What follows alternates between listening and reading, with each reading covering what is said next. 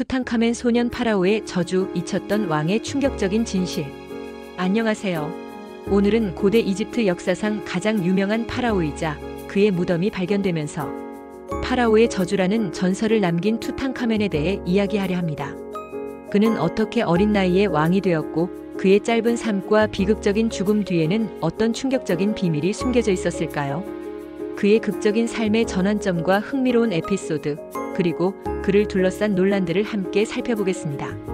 투탕카멘은 기원전 1341년경 이집트에서 태어났다. 그의 아버지는 태양신 아톤만을 숭배했던 파라오 아케나톤이었다.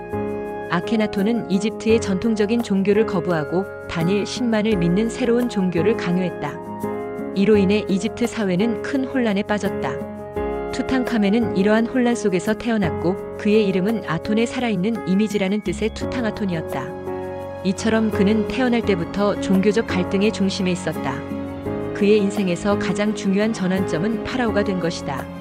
그는 9세의 어린 나이에 파라오가 되었다.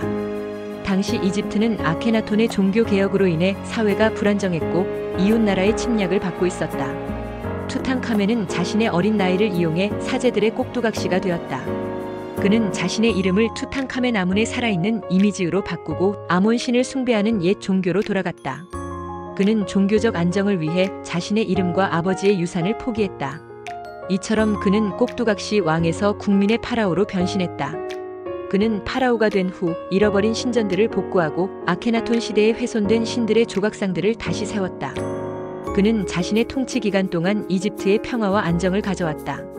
하지만 그의 짧은 통치는 갑작스럽게 끝났다. 그는 19세의 어린 나이에 의문의 죽음을 맞이했다. 그의 죽음은 수천 년 동안 미스터리로 남아있었다. 하지만 그의 삶은 영광뿐만 아니라 근친혼이라는 충격적인 그림자를 가지고 있었다. 2010년 과학자들은 투탕카멘의 무덤에서 발견된 미라를 분석했다. DNA 검사 결과 그의 부모는 남매였다. 그의 어머니는 아케나톤의 여동생이었다. 고대 이집트에서는 왕족 간의 근친혼이 흔했지만 이는 수많은 유전병을 초래했다. 그는 9개월과 절름발이었고 그의 미라에서 발견된 수많은 병들은 그의 근친혼 때문이었다.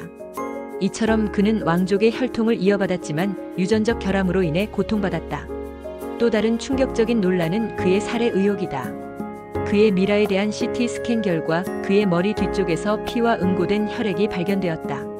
일부 학자들은 그가 타살되었을 가능성을 제기했다. 그들은 그가 종교적 갈등의 희생양이 되었거나 권력 투쟁에 휘말려 살해당했을 가능성을 주장했다.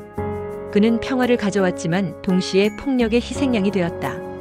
그럼에도 불구하고 투탕카멘의 무덤은 1922년 영국의 고고학자 하워드 카터에 의해 발견되었다. 그의 무덤은 도굴되지 않은 채 완벽하게 보존되어 있었다.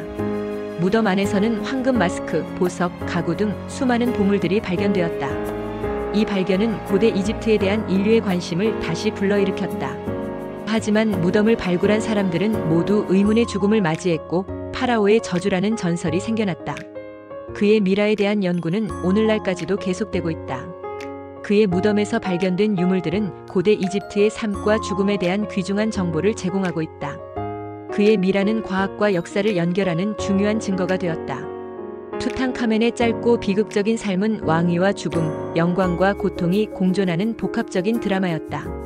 그의 이야기는 오늘날까지도 우리에게 권력의 허무함과 인간의 운명에 대한 깊은 질문을 던진다.